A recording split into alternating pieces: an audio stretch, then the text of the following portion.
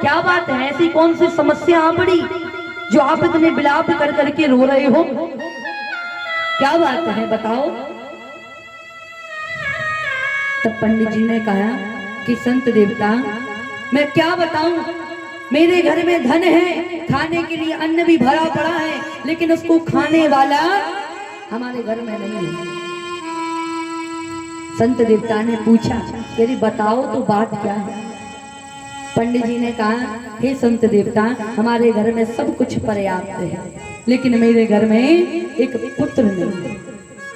मैं पुत्र चाहता हूं, मुझे पुत्र दीजिए।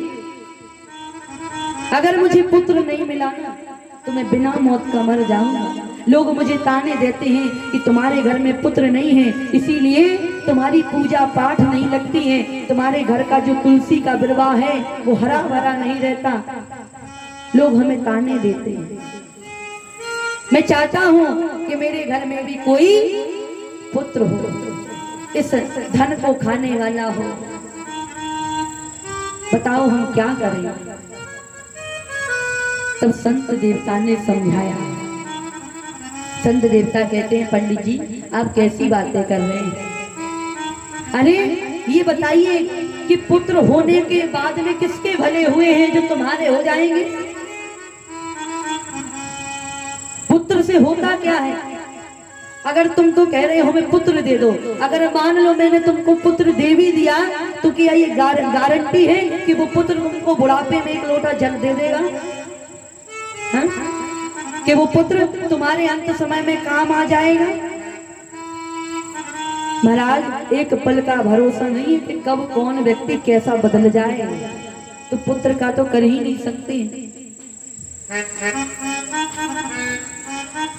पंडित जी को खूब समझाया संत देवता ने कि देखो पुत्र मुत्र से कुछ नहीं होता है, अगर मानना है ना तो अपने प्रभु को पुत्र मानो, भगवान को पुत्र मानो। जो अंत समय में उनका नाम भी लोगे ना तो तुम्हारे जीवन का कल्याण हो जाएगा।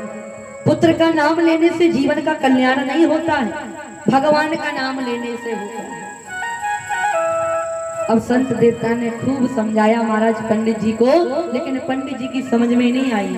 रो धोकर पुत्र मांग ही लिया कि आप क्या जानो पुत्र का सुख क्या होता है। पुत्र हम लोग जब काम पर जाते हैं थके हारे जब घर आते हैं ना तो पुत्र पीछे से आता है, पापा पापा कहकर पुकारता है।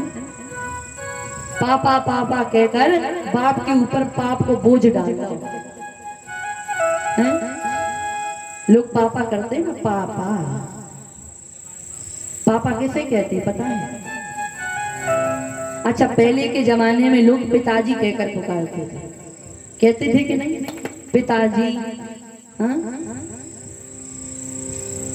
और भी नामों से पुकारते थे। लेकिन आजकल के जो लोग हैं वो पापा पापा कहकर पुकारते हैं। अब बेचारो जो बाप है बाकी मुंह पे तो पाप चढ़ा दो, वो धो धो के जिंदगी बाकी बर्बाद हो जाए, लेकिन पाप नहीं धुलवेगा। पापा कहना छोड़ दो, पिताजी कहना प्रारंभ कर दो। हैं पापा पापा मम्मी हैं आज